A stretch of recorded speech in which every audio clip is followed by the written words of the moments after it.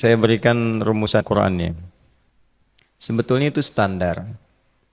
Yang paling standar di dalam ujian Allah kepada manusia, supaya ada nilai rasa dalam diri kita bahwa kita itu punya Allah. Itu poin tertingginya. Nah, biasanya pada titik-titik tertentu, oleh Allah itu dihilangkan semua potensi-potensi dari makhluk, sehingga kita bisa merasakan kenikmatan langsung untuk berinteraksi dan mendapatkan anugerah dari Allah. Itu titik tertingginya. Sambil contoh begini. Nabi Zakaria, itu yang paling viral di Al-Quran, salah satunya, divonis oleh manusia, tidak akan mungkin punya keturunan. Secara klinis mustahil, karena istrinya divonis, monofus dan mandul. Secara medis, semua sudah angkat tangan. Tapi apa yang dilakukan? Nanti ini akan melahirkan rumus di Quran surah kelima, Al-Ma'idah ayat 35. Nanti jadi rumus standar dari apa yang dialami oleh beliau ini. Di titik itu, beliau menangkap isyarat bahwa ketika manusia sudah mengatakan tidak mungkin, itu tanda awal dari Allah supaya kita langsung memohon kepadanya, karena Allah ingin memberi tanpa perantara siapapun. Maka dilakukanlah kemudian sholat. Sholat itu dalam bahasa Arab, terjemahan kitanya artinya sesuatu yang tersambung, terkoneksi. Karena itu saat kita sedang sholat, kita sedang menyambungkan diri kepada Allah. Anta'budallaha ka'annaka tarah. Kata Mas Ihsan tadi. Kita menyembah Allah dan kita merasa diawasi, dinilai oleh Allah. Maka dalam sholat itu beliau meminta. Ya, permintaannya viral. Qala rabbi habli min ladunka dzurriyyatan thayyibah innaka sami'ud du'a. Bahasa bebasnya begini, ya Allah, semua memvonis aku tidak akan mungkin punya keturunan. Sekarang aku memohon kepadamu saja yang tidak punya batas dalam pemberian. Nah, sebelum ke sedekah dengan harta, Allah mengajarkan dulu sedekahlah dengan tubuh kita. Karena tidak semua orang boleh jadi memiliki harta, tapi semua orang punya potensi untuk menggerakkan tenaganya untuk meminta. Oleh karena itu diletakkan sebelum harta itu sholat. Kenapa rukun Islam yang kedua sholat, selanjutnya zakat? Karena tidak semua orang bisa mengeluarkan harta. Kalau tidak ada satu pun mentok di harta, maka gunakan tubuh kita untuk menunaikan sholat. Itu rumus Nabi Zakaria. Maka beliau tunaikan di mihrabnya Maryam, minta ke Allah. Rumus kedua, sebut nama Allah, Asmaul Husna, sesuai kebutuhan kita. Jadi nggak harus 99. Misal, ini mau menuntut ilmu, sekolah, sebut ya Allah ya Alim, pemilik ilmu. Ada persoalan rizki yang ingin kita dapatkan, ya Allah ya Razak. Ada proyek, ada kegiatan yang kira-kira tantangannya tidak mudah, ya Allah ya Al-Fattah. Ini beliau minta karena divonis tidak mungkin, maka meminta kepada Allah dengan nama pemberian tanpa batas, namanya Wahhab. Disingkatnya Hab. Rabbi habli, ya Allah yang tak punya batas dalam pemberian. Mereka memvonis aku punya batasan, maka mohon anugerahkan darimu saja. Jika padamu belum sempat juga terkabul, maka mohon tunjukkan kepadaku dengan cara apa lagi aku mesti meminta. Maka dalam situasi mentok itulah kemudian turun langsung jawaban.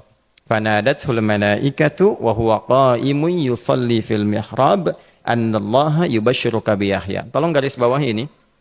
Orang-orang yang langsung memiliki kesadaran saat di titik paling krusial, terendah, dan kita merasa tidak punya apa-apa, lalu ada kesadaran kita punya Allah, dan meminta, itu seketika nggak ada sekat. Langsung dijawab. Seketika. Nah, karena itu, biasanya di momen tertentu, setiap kita itu pasti mengalami peristiwa itu. Apapun bentuknya.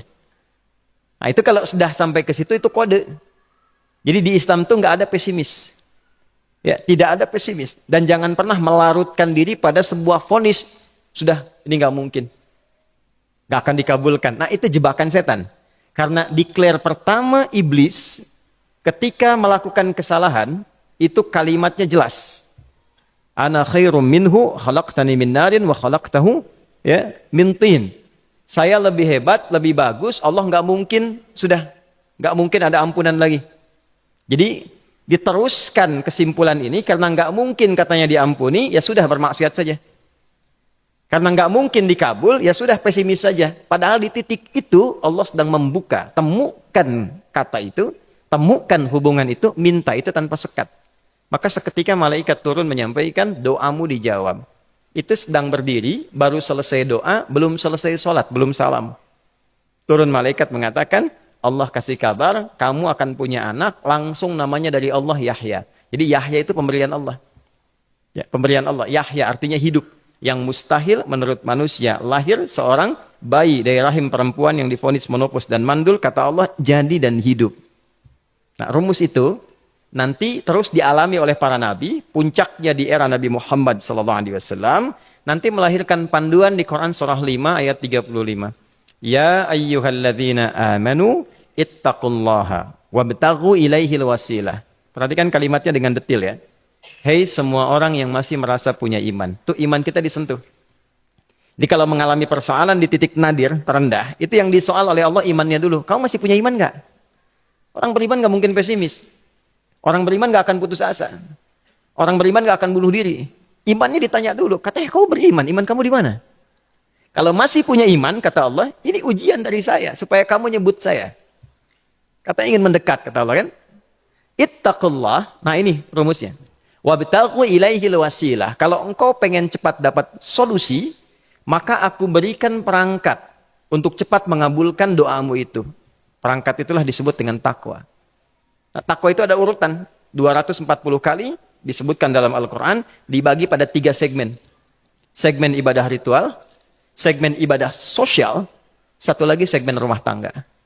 Ya, karena itu tinggal cari aja di ibadah ritual, misalnya sholat, bangun tahajud malam, minta sama Allah, dekatkan diri kita. Salah satu kasusnya Nabi Zakaria. Ya, itu poin yang pertama.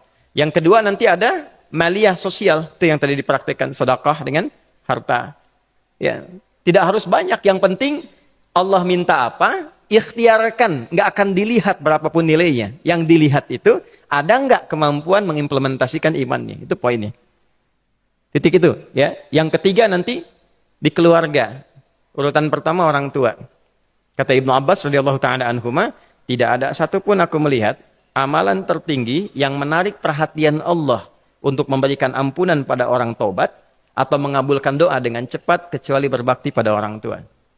Dan kisahnya viral sekali di Al-Bukhari, 3 orang terjebak dalam gua, kemudian tertutup batu besar karena berteduh hujan, tapi tertutup batu besar. Lalu ketiganya mendorong, tidak pernah bisa mengeluarkan tenaga yang mampu mengeluarkan mereka dari batu itu. Gak bisa gerak. Satu di antara 3 orang ini mengusulkan, sudah, ini tanda dari Allah, jangan gunakan kekuatan kita lagi, kita diminta menggunakan kekuatan yang Allah berikan. Coba kita cari amalan rumus takwa tadi. Satu di antara 3 itu mengatakan, ya Allah, saya punya seorang ibu. Setiap kali saya berangkat kerja, saya akan selalu siapkan hidangan untuk ibu, khusus untuk susu sebelum tidur, itu saya yang minumkan langsung kepada beliau. Itu berlanjut selama hidup saya seperti yang kau ketahui. Satu kali, saya pulang dari kantor, dari pekerjaan, ibu saya sudah tertidur. Sementara susu belum diminum. Dan kami putuskan tidak ada yang berani menyentuh susu dan minuman makanan kecuali ibu terlebih dahulu. Maka saya putuskan memegang nampan susu di samping ibu yang tertidur dan menunggu beliau bangun. Tiba beliau bangun tengah malam, saya berikan susunya tanpa saya katakan saya telah menunggu cukup lama untuk memberikan susu itu. Ibunya nggak dibangunkan, dibiarkan istirahat dengan nyaman, begitu bangun diberikan susu tanpa komen sedikit pun. Nggak bilang, mas betulnya udah lama tadi nungguin deh. Langsung diberikan. Seketika ibu senang istirahat dan lalu mengatakan pria ini, ya Allah, jika engkau ridha dengan amalku ini, maka mohon bebaskan kami dari kungkungan batu ini. Lalu ketiganya berikhtiar mendorong, yang tadinya tidak punya kekuatan, seketika batu itu menggelinding dan membebaskan 3 orang itu. Nah itu persegi dalil yang sebetulnya jadi pedoman hidup. Dalil itu kan pedoman bahasa Arabnya. Pedoman berkehidupan. Kita di Islam itu lengkap. Jadi kalau kita mengalami kasus itu, dimanapun, ya, baik di kedudukan, di usaha, di pengetahuan, sudah mau ngapalin mentok, gitu ya, itu ujian.